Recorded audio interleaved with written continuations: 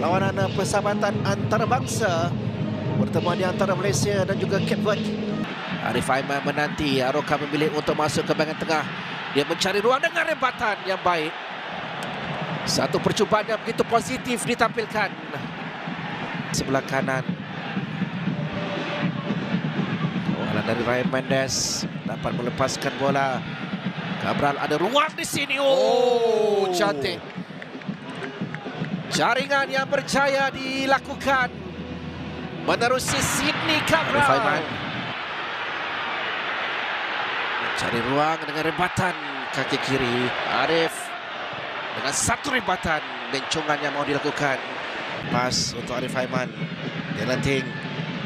Kembali kepada Arif Aiman. Bijak dari Arif Aiman. Peluang untuk Arif Aiman. Kali yang kedua. Terlalu ramai pemain-pemain Cape Verde. Dorongan untuk Safawi. Yang playnya Yuran Fernandez.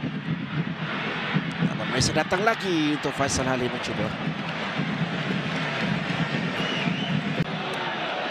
Faisal Halim. Percubaan itu terbias. Sayang sekali. Arif Aiman. Satu hantaran rendah melintasi hadapan pintu gol Corbin Ong.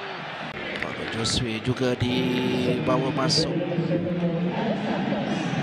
Antara memperkuatkan Malaysia. Kali ini peluang untuk Edric dalam kawasan penalti, dan Edric berjaya untuk mendapatkan jaringan penyamaran menerusi Paulo Josue.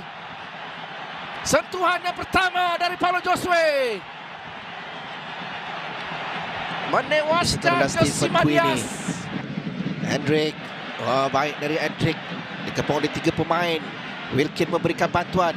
Stuart Wilkin mencari ruang dengan lorongan, mendapatkan Paulo Josue. Diselamatkan oleh Josima Diaz.